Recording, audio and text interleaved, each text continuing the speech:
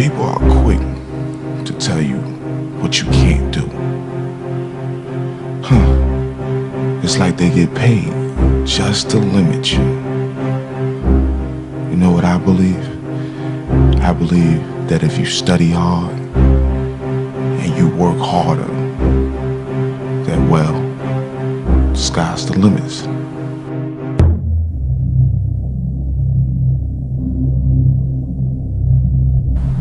You see, at Ball for Life, we believe anything's possible. Oh, that was crazy. That yo, bro was like that, yo, son. So he was like 10 feet above the ground. Yo, what up, man? Yo, salute, boy. Yo, there you go. Turn your camera. Hey, yo, what's up, bro? What's up, brother? Yo, this is a blessing. You know, it's a blessing. It's an honor, B. Hey, number one, man. Let me. You don't mind if I drink on your live, right? Hey, man, salute. We grow. I got a glass of wine. I want to salute to, if not one of the forefathers of this whole street ball and the movement, and what inspired me. And if it wasn't for street ball, it wouldn't open up to all the avenues. So again, to somebody who I looked up to and mentored, Wiley Dixon, Main Event. I salute you, bro. Thank you, man. It's like, yo, before we start, I just want to give a quick 30 seconds, a moment of silence to one of our fellows we lost this week, Killer Kirby. So just a quick 30 seconds. Let's get a moment of silence.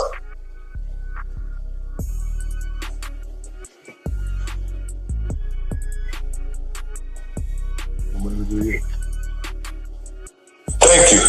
Now, Trix, I gotta do you how I do everybody before we start. Sit tight. Give me a minute. For those that don't know, I just want to show them something.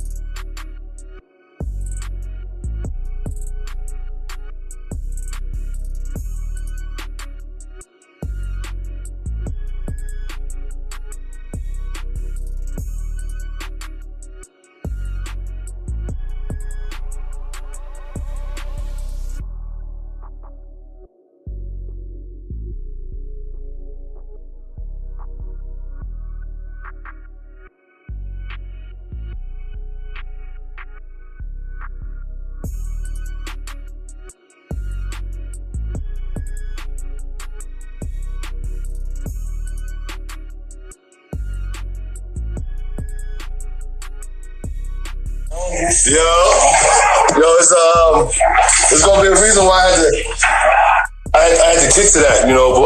So I'm gonna come back to why I showed that. And just for those that don't know, who is Louis da Silva, aka Trix?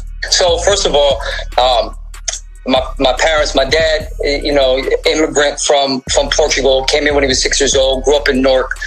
He met my mom when they were 16 years old. Never graduated high school. You know, back in the 60s and 70s was a different day and age. It's just trying to make ends meet. They had a family at a young age. My mom was 18. My dad was 19. They started a family. Struggling like most of us experienced growing up in Elizabeth, New Jersey, downtown on Ripley Place, between 1st and 2nd Street, Portuguese, Italian. The area, as you know, man, you're from Linden, Elizabeth, was pretty rough growing up. My parents didn't really want me out in the basketball courts. It was a different day and age. This was even before pre-street ball, when everybody's really playing outdoors. So I was confined to a backyard that was 4x6, man. I had a little Huffy basketball, and as you know, street ball, man, shooting was never my forte. So you can only imagine how many screen doors I was breaking. So all I could do was pretty much just sit there and just dribble. And I was like, you know what? I kind of utilized the space I had and just kept dribbling, and grew a passion for it. You know, went to private school, went to St. Peter and Paul, graduated St. Patrick's in 2000. My parents, worked very hard to try to keep me in private school, and I was a good kid, man. I stood out of trouble and had a passion for basketball. Like everyone growing up, being in the NBA is the passion.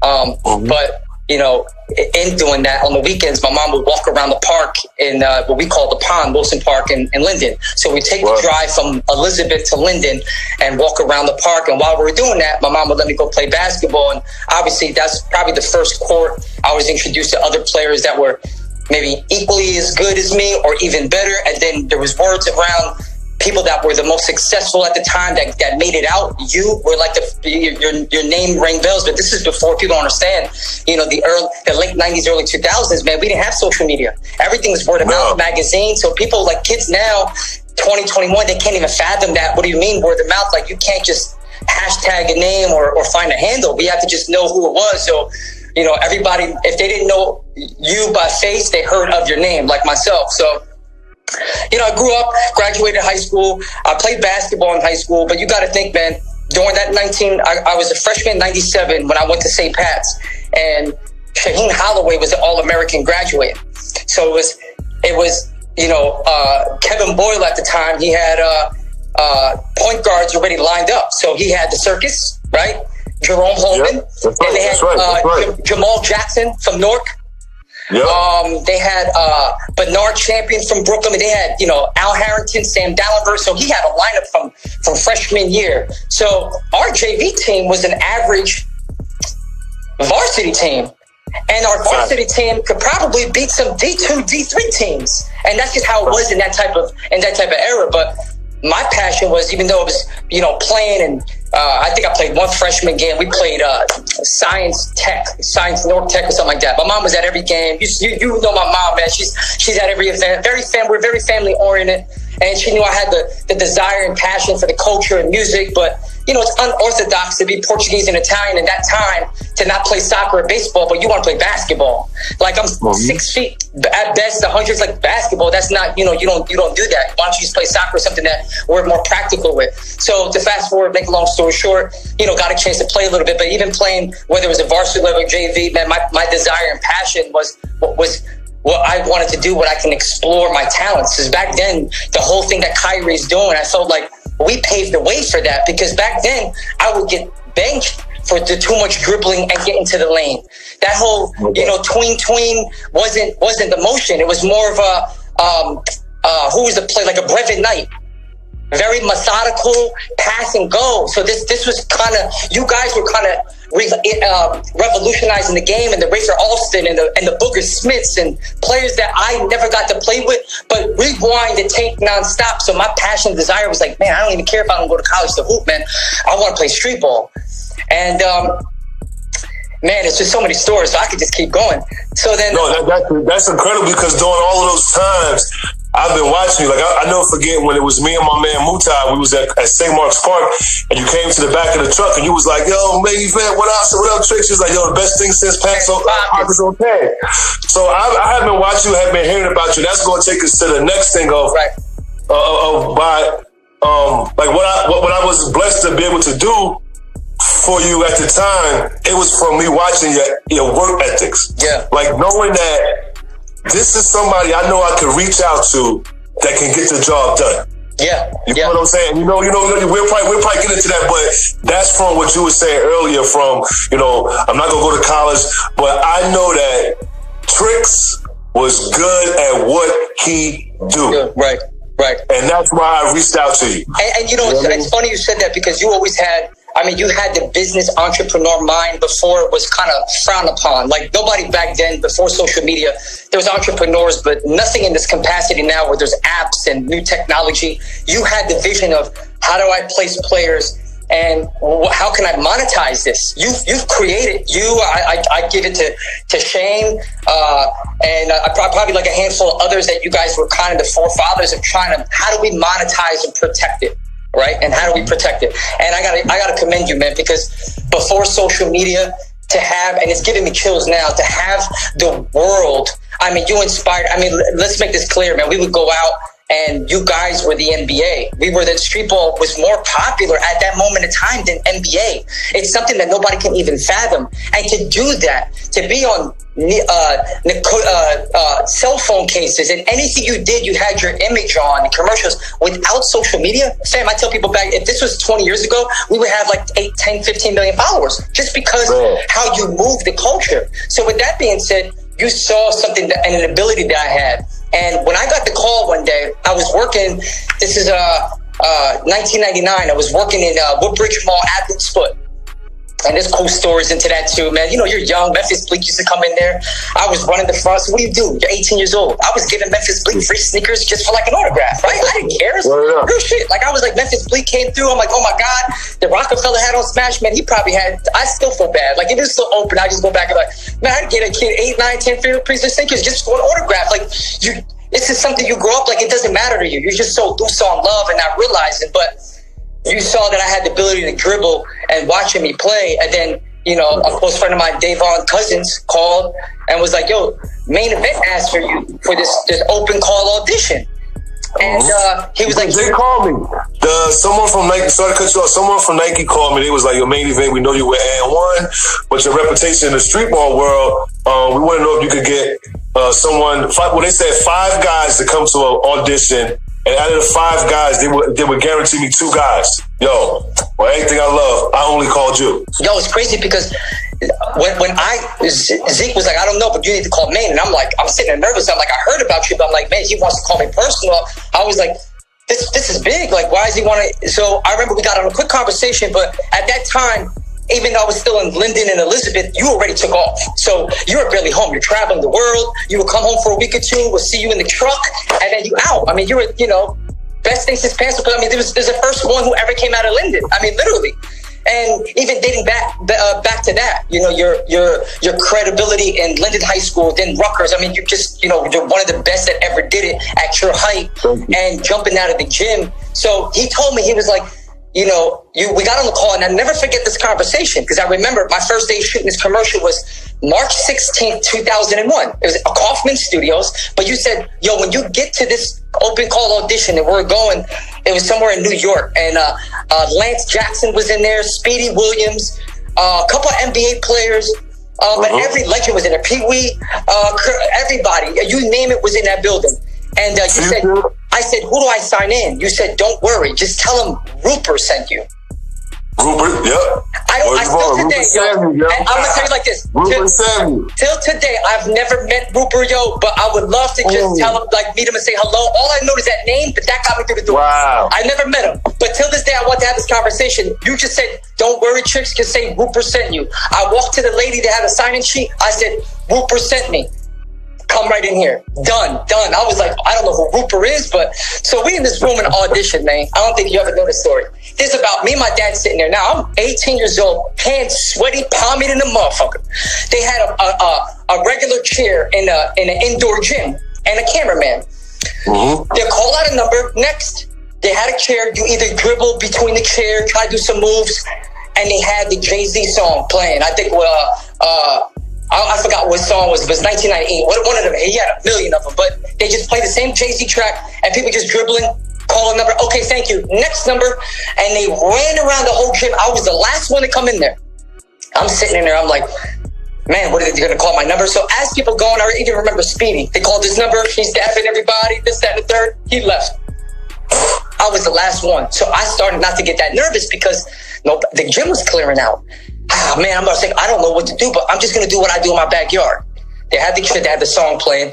So before I dribbled, I was like, man, everybody dribbling. And I was like, everybody doing the same thing. So I was like, let me just do some tricks.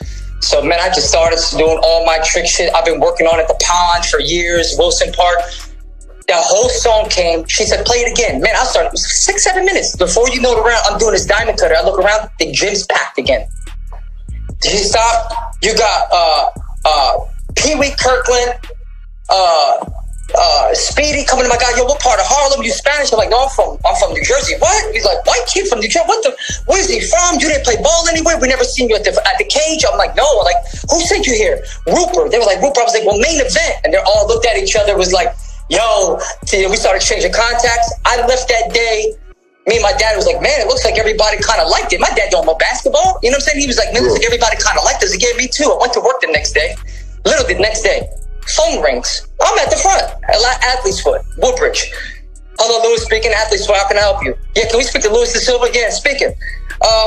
Yeah, well, he came to an audition. He came to an audition in such and such. Well, you got the role, and we want to know if you're available for next Tuesday to come to Hoffman's studio. Hung up the phone. I thought that was Zeke or somebody fucking with me, right? So calls back. I think we misconnected. I was like, no. I said, I know this was legit. They were like, we got the audition. Can you take the day off? And I was like, hold on for a minute. I put it on hold. Bruce was the owner of the store at the time. White guy named Bruce, good dude. So I went in the back and I'm like, Bruce, I need a day off next week or something. Oh, I don't know, Lewis, this, that, and the third. My gut said, Lou, just take the day off. I quit on the spot. Wow, yo. I quit on the spot. I was like, this is probably my chance. If Maine went out of his way to say, as Rupert, this could be something big, maybe I could get on. I was thinking like, maybe it's the And One tour, but they just trying to test me out. I didn't know what was going on. Yeah, word is born, yo. They had the car, my dad, they gave me the address. Me and my dad drove up to the studio, Hoffman Studio in Queens.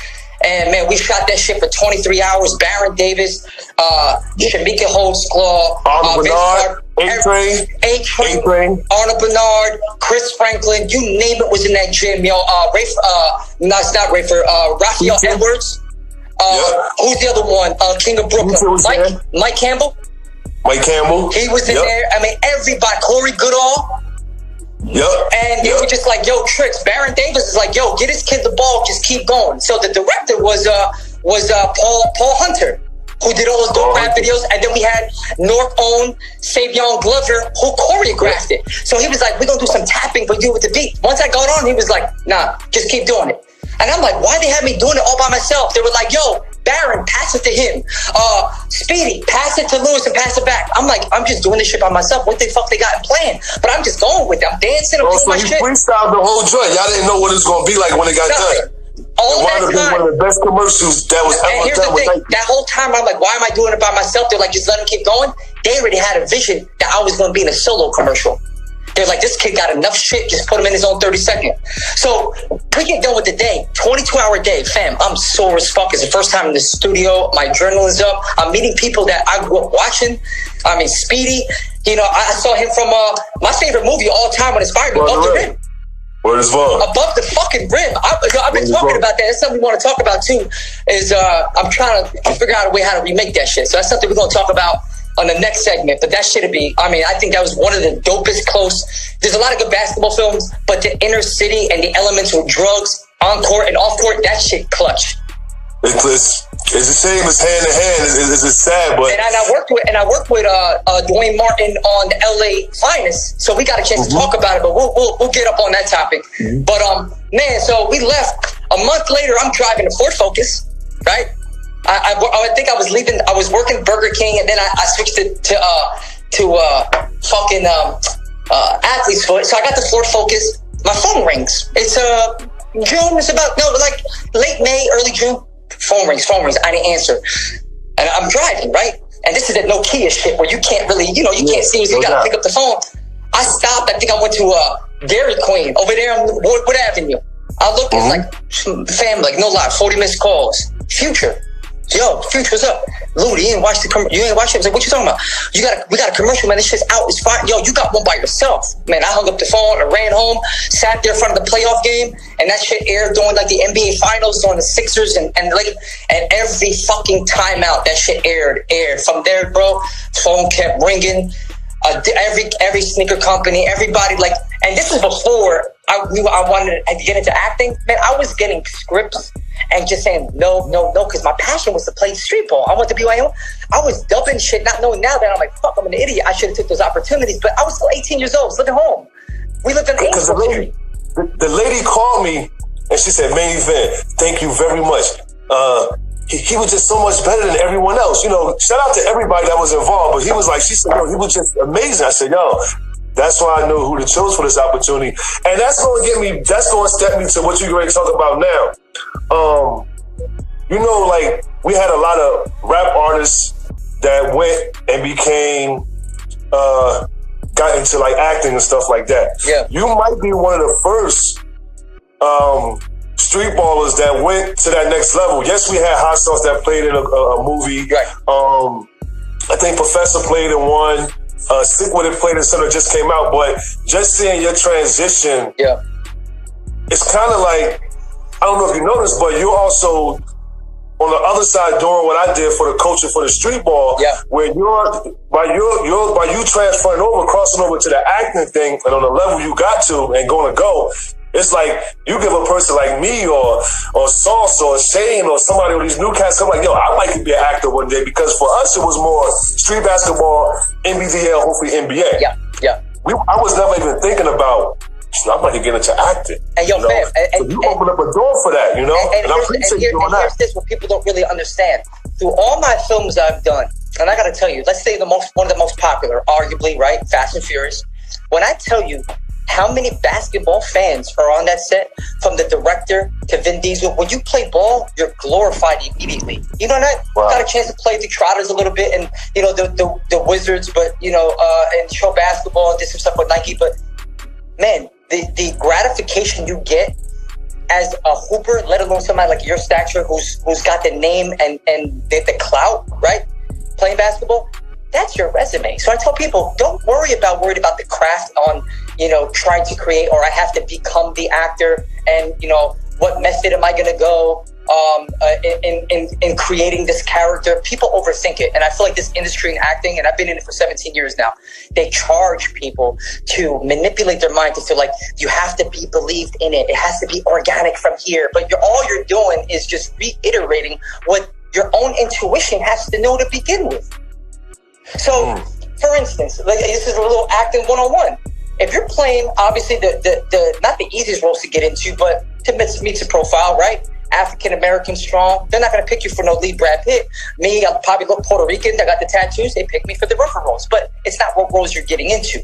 It's how do you capitalize and transition that to your very next one? And then how do you become the best at what you do in your own lane? Like I did with Nike. I'm not trying to be an All-American or Rafer Alston. I'll never be Skip. Skip, what do you mean? 69 million on the Toronto? I will never. But can I be the best freestyler that ever existed? Or at least a pioneer like you did? And I said, let me stay in my lane and be the best. And I learned that from Coach Boyle on St. Pat's. He said, all my team players, you ain't got to be the best, and not everybody here is going to be in the NBA. Your job to stay on the team, this is before I played for Coach Colicchio, is be the best at what you can do. If you take charges, motherfucker, take the most charges. And I said, you know what? That's right. Shit, I'm fast. I can dribble. Let me just be the fucking best I can do. I don't give a fuck who thinks I can't shoot or whatever. But if I can get past you, at least pass it to somebody like you who ain't gonna miss, nigga, I'm winning. You gonna keep me on the team? No doubt. Real shit. No doubt. Not everybody's there. Not everybody's designed to be a Brad Pitt. Not everybody's gonna be a LeBron. But you can make a career being the 6th, 7th, 8th motherfucking 12th man on the bench. And as long as people understand like their lane, like you're always the star, but you need people around you to understand that, because if not, it becomes a conflict, right? So everybody has to lane. So like for you, like to get into acting or anybody I tell, like we had this conversation before, bro, it's never too late. It's all about, and I tell people like this, if you did what you did with street ball, with no social media, fam, sky's the limit. Sky's the limit, because if they don't know you, they heard of you. That's your resume alone. You never got the guy. Somebody's gonna give you a shot. You just got to be persistent, diligent, you know. And when you get that opportunity, you keep rolling into something else. And you've done acting. You don't even know you've done it, but you did it. All them commercials, that's Screen Actors Guild all day long. That's a resume. You just got to think about it, put it together, like, oh, I really got a resume. Don't even know it. So when I signed my Screen Actors Guild, I think I was on my 3rd project. I think I did Law and Order. After that, my first movie was The Brave One with Jodie Foster and Terrence Howard. How I got that? Neil Jordan, the director, saw me in a halftime show at the Knicks doing the dribbling. Oh, I like this guy. He's from Ireland. You should come to the audition. I think we like you. I had this beehive spinning haircut. I went to probably like 15 auditions throughout that summer, 2006. I was reading for one of the backup roles, and he said, you know what? You never acted before in a big movie, but we like your energy. So we're gonna get. I end up going. I wanted to read for like another character that was Raphael, and Lee was the main character. They end up giving me the main character. I work with Jodie Foster, Joel Silverman, Robert Downey Jr., Suzanne Downey was the producer. So it was star-studded. The movie did #1 at the box office that following September. My first movie. Wow. What that did was, okay, Made a couple of dollars. It was scale. Wasn't getting nothing off the book. I was getting scale. I don't know what the scale was at the time. It was still decent money, but it was union work. I worked a lot of weeks. But more importantly, you come off a project that you just thought that this is going to be a one and done. Now you have a little resume. So now you have the opportunity for that same casting director you read for to read again. And then she's going to refer you to somebody else. And again, man, you keep your head down and keep going, it's going to happen. Like, I look back now, 15 years ago, I'm like, man, this shit is not like the basketball. Because it was a struggle, man. For every movie I booked, I got turned down for like 30. I still got bills to pay. I have a car. You know, I have a Porsche. Like, you know, we're young. You see money for the first time. I was going to Julian's, buying everything up, doing dumb shit, right? But you're young. So, you know, you're saying to yourself, like, I didn't get the credibility like I did when I was with Nike. Being that I was with Nike for like 12 years, traveling the world, you know, they didn't care in the acting. I had to sit in an iron fold-out chair and audition like everybody. But I said, shit, I'm not going to be in the NBA. What is my next chapter? This is considered entertainment. You know, when I get stopped to somebody, yo, Trix, do a couple moves for me. I'm like, yo, I'm low-key an entertainer. I was like, let me own that shit. Let me own it. Yeah, the handles on ice, all this stuff. But at the end of the day, there was still Shane they went to for that. You still Pat the Rock I inspired. Then he got great. They had Pat even coming up doing that. This was even before Hot Sauce was even doing it. Because pretty much you had Hot Sauce and Nike was thankful to have me, so it was me and Hot Sauce. Great kid. Yeah. Philip is fucking super talented. But like, you had that lane, but one thing is, and I look back and I'm like, man, only if I signed with N1, what could have been? It's like, sometimes you look back now, you're like, can you imagine that one kid before Professor that did Trix shit? Like, I'm like, wow, this shit could have been crazy. But, you know, our era, and, you know, it's a lot of, like, narrative where people saying, well, you know, a lot of the street ballers, they didn't know how to handle business, and they fell apart, they split up. Yeah, but I don't think our culture was so new, and we didn't know how to monetize it, that it wasn't organized. Mm-hmm. So, I tell people, I didn't have a blueprint, you know, everything was just going off of like, yo, at the end of the day, we getting paid to do something that we love to do. So it really wasn't ever work for us. And if I had to do it again, I would be like, man, you should be like the lead of the players union. Maybe hire one good attorney. And the first thing we should have did, what I think about now, and I still feel firm about it. Why is this shit not in fucking X Games? Why not? Why can't we have a street ball 3-on-3 tournament on X Games? They're talking about bringing it to the Olympics. We're definitely talk about that. We're going to talk about that off the air, but I got something for you to let you know about what you're saying with that. Definitely something real interesting. But I'm going to let you know right now, you know, you made the right choice. Well, put it like this. The creator used you in a different way. And well, I personally came to you. I came to you and asked you. No. I'm talking about as far as with the N1 thing. Like, I asked you. You said, Luke, go with Nike. We had that conversation. Yes, because I already seen how things was going. There's no way that I could pull you in, knowing that things is not as good as it look. That's why I said, yo, keep doing that. I know the creator got something totally different, and I don't think you would have had that opportunity through N1, because what I told them, it was supposed to be a stepping stone to go play ball. Right. That acting thing was just the blessing from the creator. So you know what? No, I'm going to use Trix in a different way. Whether it was me to say, no, Trix, no, stay over there. Yeah. I knew at the time, I remember that conversation, because you was like that's kind of weird though. You know what I mean? Like, man, I did this shit. I want to rock with you. Right. And I'm telling you, no, bro, go do that right there. Right. Not knowing what was going to happen years later, you know, but I just knew that, you know, and happy that you was able to create your own lane, and the creator just blessing you to give other cats hope. Rather, any other street ball player may not never get into acting at all. But you as a cat who cats can sit back and say, wow, that's why I wanted to show that clip. Yeah. Got the world record in the World Guinness Record book. It was a part of one of the most amazing Nike commercials. And then it goes to all this. I remember the first time my son came down, he was like, yo, Quentin. He said, yo, Pops, yo, Trix in the movie. And I was like, what movie? He said, Fast and Furious. Yo, I ain't gonna front.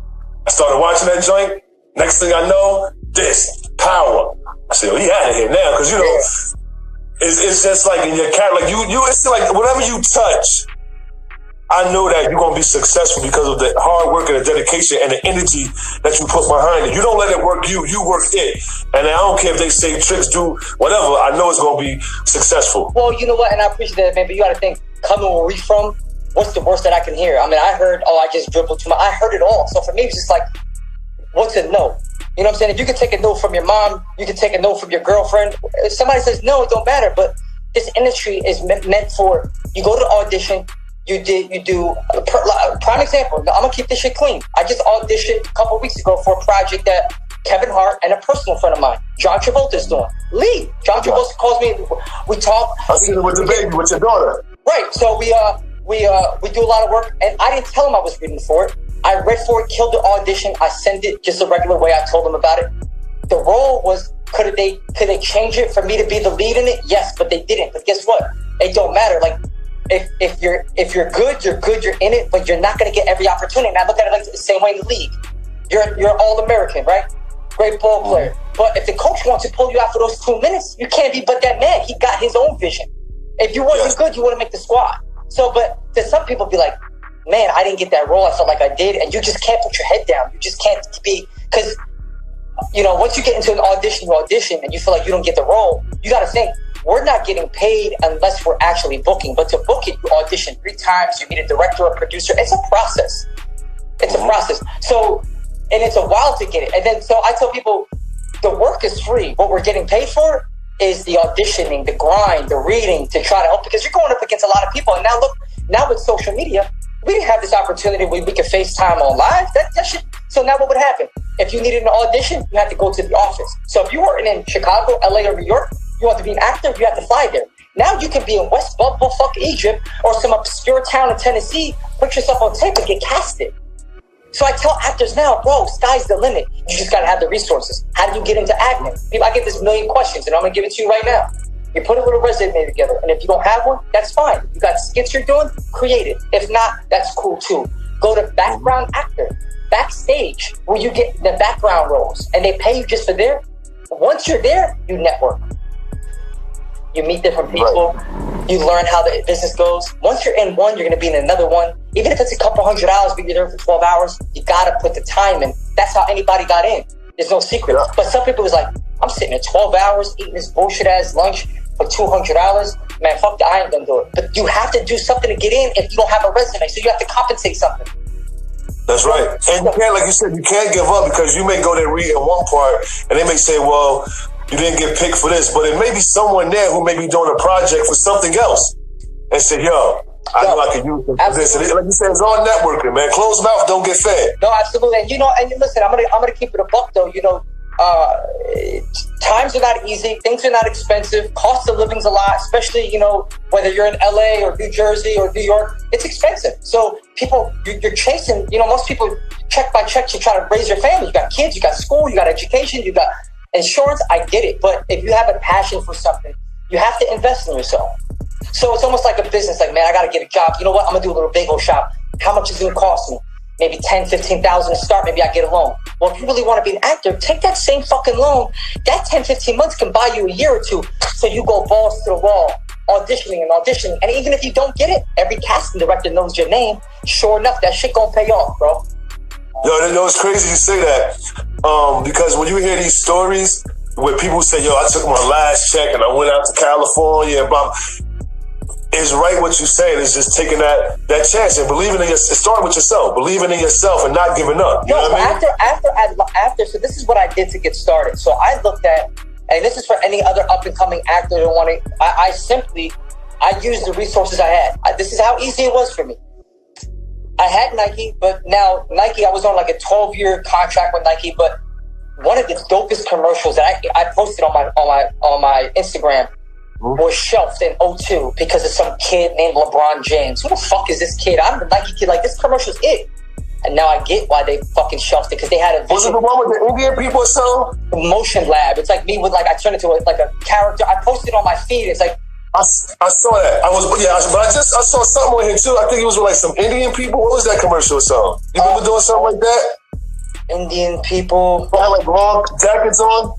I'll find it out. I saw it earlier today when I was looking through some stuff. Right, but like there's so much they had in the shelves, but once they did the LeBron campaign, they kind of shelved it. But I'm like, okay, this is kind of the end of that. And then I saw what happened with Air One. It turned into Ball Up. And you guys had a successful run, but you guys were already trying to plan out. Once I started seeing people branch out doing their own thing, I said, okay, there's got to be more to the story. Plus, I was getting insight from Mark Edwards at the time. You know, he was with Professor, and that's Raphael's cousin. I just found out that later on in life. Yeah, sauce manager. Yeah, sauce manager. Shout out to Mark, but he's that's a whole nother conversation. Yeah. That's gonna be a lot. We cool though. We cool now though. We chopped it up. Right. I know where it could go with it, but yeah, we chopped it up. We cool. You already Salute, know Mark. that one. Salute, Mark. But older, you mature. You learn it was a grooming process. You know, you learn that what I eat can't make you sick.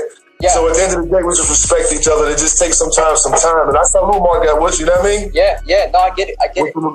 But you know, after the whole ball up thing, I was saying to myself, so what do I do? So I Googled top markets where you could be a working actor. And at that time, it was during Trix tax incentives. So I guess states were offering more for production companies. New Orleans. Man, I picked up my car. I think I rented at the time. I was living in Florida with some girl at the time. This is after like 2007, 2008. And drove a smart car when it first came out because it was cheap on fuel. You know, I really wasn't working. The residuals from Nike was slowing down. So I'm like, man, what the fuck am I going to do? I rented a car and drove overnight. 15 hours from Miami to New Orleans. Slept. This is during Mardi Gras weekend. I couldn't afford a hotel. It's $400, $500, $600 a night. Mardi Gras. But it was an audition for the first one, and they gave me the opportunity just to come and read. I said, man, if I don't do this, I'll never get a chance to open. I had no agent. It was fantastical. Man, I slept in a smart car. Now, let me tell you something. I know it sounds bad. You're 6'4". I'm 5'11 and a half, 6 feet, whatever. That smart car, man, you get some motherfucking leg room in that bitch, bro. You put the legs up in the dash, man, you all right. But now I try to make the best of it. I slept in the car, got no sleep, probably like 2-3 hours, and then the audition was early in the morning. 16 pages I had to memorize. I'm sitting there, one of my first ones. I'm shaking. You know, because I'm like, I didn't get no sleep. I'm so stressed on getting there that I didn't enjoy the process of the audition because I'm like, now I need it because the drive. So I'm sitting there, I'm shaking. It was for American Heist. I never forget with Akon and Hayden Christensen and a couple other actors. But I drove back to Miami, called my parents. I'm sitting there like bawling, bro, like emotional. Like, what do I do? Like, should I just go get a job? I'm smart. Like, what the fuck? And then 2 days later, they called me for a call back again. And then they were like, well, you don't have to come. We like your look for it. It's fine and take it.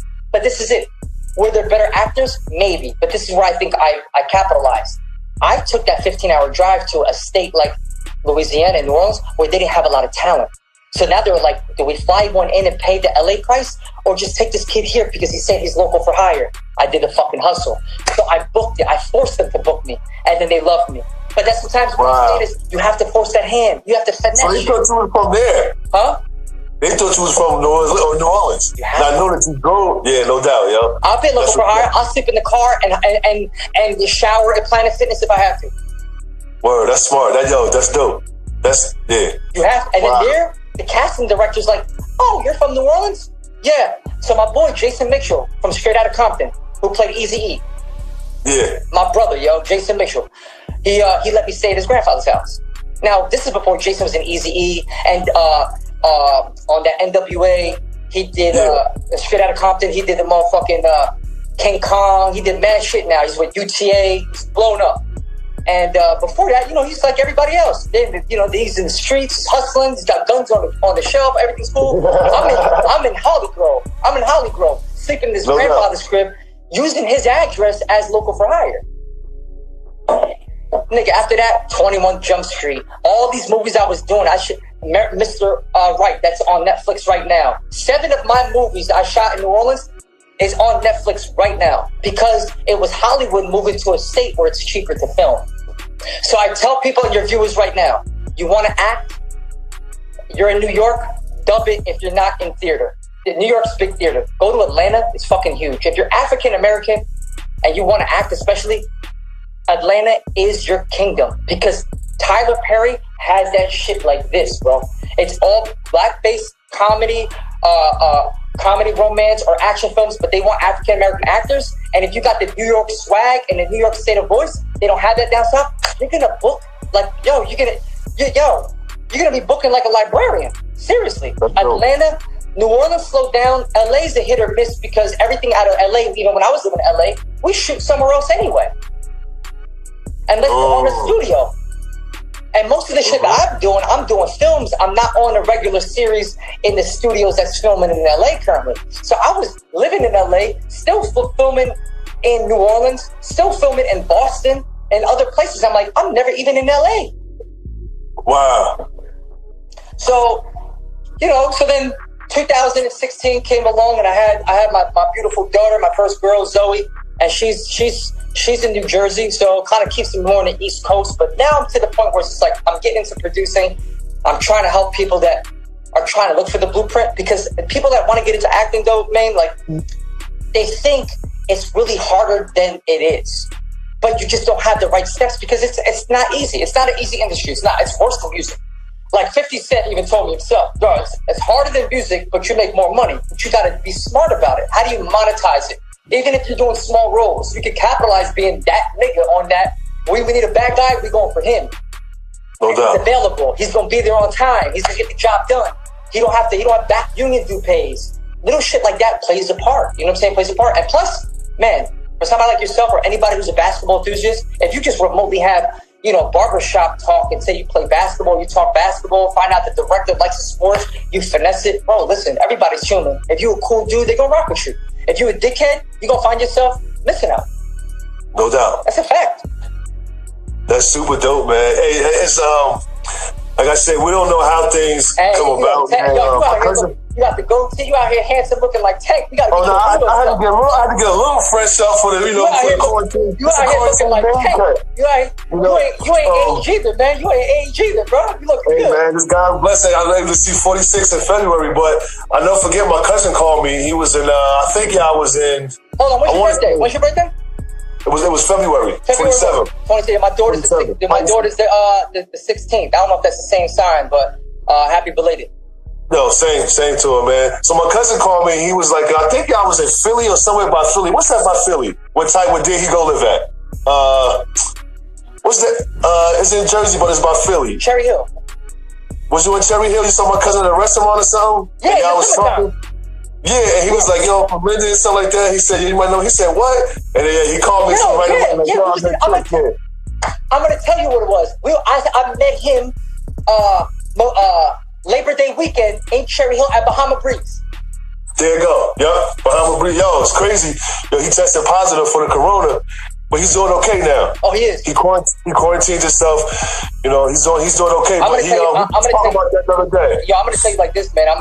I've never, I got a 5-year-old, so I just don't know how to, and my parents, nobody in our lifetime or grandparents lived through. So this is worse than people living through the World War. We've never been in a global pandemic at this extent. So it's how do you adapt? It's almost so surreal, like a bad dream. But we're saying to ourselves, shit, if this is going to be the new regular, how do we monetize this? So now what I'm thinking is social distancing, an app. Maybe we could do a dribbling app, teaching kids how to do shit in the crib. You have to think outside the box. I'm also a published children's book author, so I'm taking time to write. But what do we do to give back? So, on that note, before we end that segment later on, I got a couple pieces here. I'm going to donate to you to give out, the raffle from your page.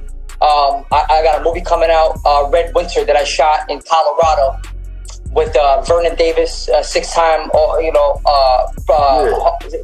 two-time Pro Bowler, 16 years in the league, played for San Francisco, played for the Redskins, and won the Super Bowl 50 with the Denver Broncos. And I was out there, but I got a football signed by him, and it's in a glass case, so we can donate that. It'd be nice to kind of raffle it off. Put some smiles on people's faces during this time. If they're Vernon Davis or football fans, 49er fans or Bronco fans, we'll auction that off. And then I also got from Damon Lillard, gave me a pair of his new Dame 6 from All-Star Weekend. So we'll send that off, and you have a platform. So I'll make sure you get that, and we'll figure out a way where we can do a raffle and kind of our version of our All-In Challenge, just to give to somebody who probably is a fan or something like that. So that'll be dope. No, I appreciate that, man. But in terms of this whole industry, man, it's just about trying to give back, and I see big things for us. I mean, I was honored 2 weeks ago. This is I think the day they the 2 days before they shut down New Jersey with our governor, I was inducted in Linden for the proclamation. That was dope. And yo, I shot you out. I shot you out on that. But if it wasn't for you, 54 for sure.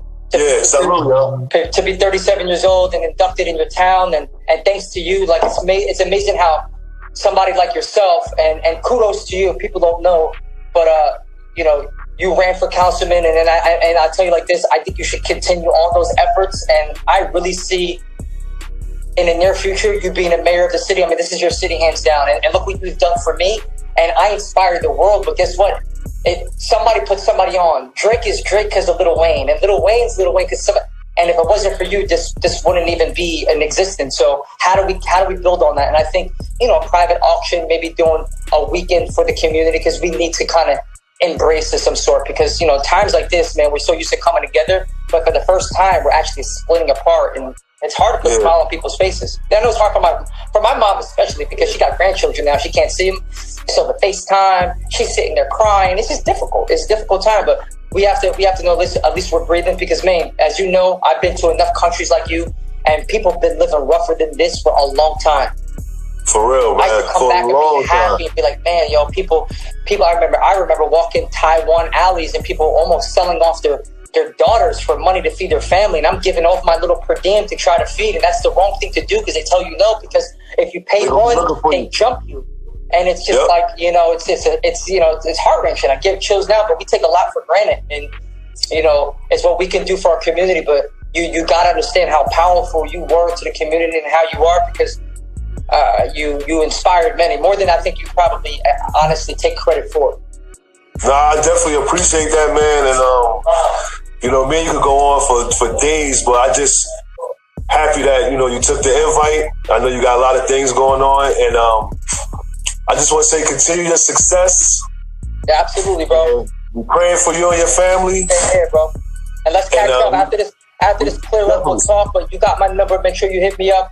And then I'll post a picture and send it to you, so you can post it on some of the things we can auction off on whoever was live on your viewers, and then we'll do it from whoever was live on your feed, and we'll do like a couple of things like giveaways and shit like that. Okay.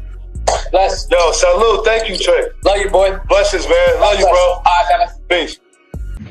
Today's episode of Convo with Maine is sponsored by operator or a small to medium-sized trucking company. Well, Loads of Us is here for you. With our database of shippers and brokers, no matter what type of trailer you have, we can keep you moving. We can get you more money per mile and lower your deadhead. With our logistics team, we can take care of setup packages, invoicing, and all other paperwork pertaining to your loads. With our customer service team, we can stop the aggravation of 100 calls so you can concentrate on doing the load properly. Are you unloaded? With our team of agents working for you, not only will it make you look like a big trucking company, you will be able to get more done with less aggravation. Our model is, if you want to make money and stay on the road, let Loads or Us book your loads. Loads or Us, the load finder and dispatch service. Thank you for tuning in. I hope you enjoyed. Make sure you hit that subscribe button, hit that notification bell every Sunday. Same time, same place, different convo. Check it. We go hard or go home, it's all out. You think you got some game, you getting called out. This a one-on-one, so clear the floor out. All eyes on you, it's time to ball out. Your palms sweating, your heart beating like double dribble. You gotta stay in the zone to drop a double triple. Triple-double, I cross over and flip the hustle. Don't step in my lane unless you got the muscle. I'm elbowing, shot blocking and ball snatching. No blood, no foul, homie, you straight hacking. A lot of fake players came and went. Get your popcorn, it's time for the main event. Yo.